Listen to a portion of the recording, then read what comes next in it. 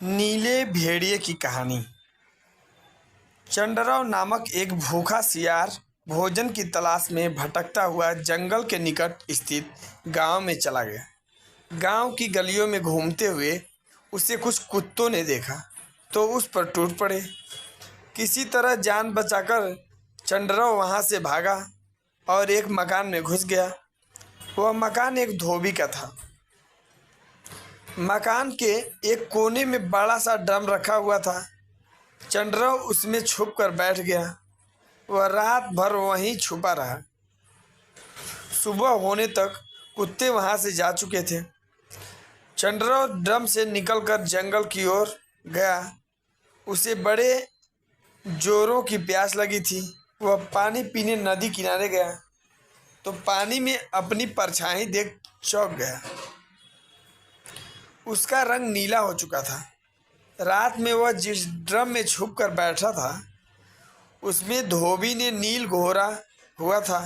उस नील का रंग चंडराव के शरीर पर चढ़ गया था। पानी पीकर जब वह जंगल में पहुंचा तो दूसरे जानवर उसे देखकर डर गए। नीले रंग का विचित्र जानवर उन्होंने कभी नहीं देखा।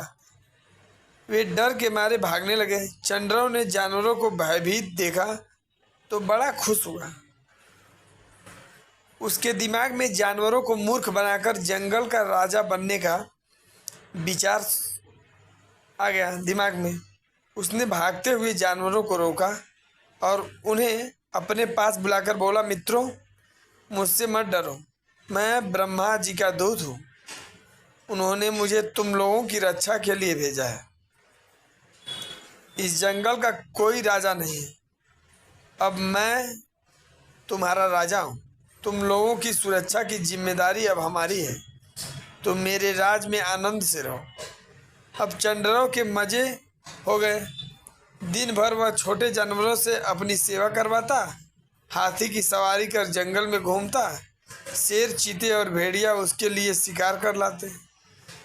वह छक कर उसका भक्षण करता हुआ बचा हुआ मांस उन्हें दे देता। दिन बड़े ही शांतिपूर्व रीति से गुजर रहे थे। लेकिन झूठ आखिर कितने दिन छुपता। एक न एक दिन असलियत बाहर आनी ही थी। एक सुबह चंडराव सोकर उठा और अपनी मांद से निकला। अचानक उसे कहीं दूर से सियारों की हुआ हुआ की आवाज़ सुनाई पड़ी। चंडराव आखिर था तो सियार ही। वह भूल गया कि उसने अन्य जानवरों के सामने ब्रह्मा के भेजे दूत होने का नाटक किया है और वह भी मदमस्त होकर हुआ हुआ चिल्लाने लगा। जब दूसरे जानवरों ने उसकी आवाज़ सुनी तो समझ गए कि वास्तव में वह एक सियार है और उन्हें मूर्ख बनाकर उसका राजा बना बैठा है।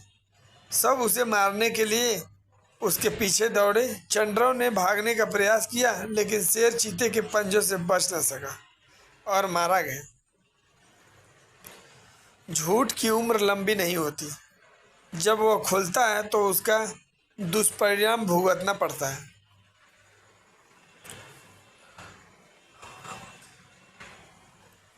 कहानी समाप्त होती है। अगर आपको हमारी कहानी अच्छी लगी हो तो लाइक, शेयर और कमेंट करें। अगली कहानी के लिए हमारे चैनल को सब्सक्राइब करें। धन्यवाद।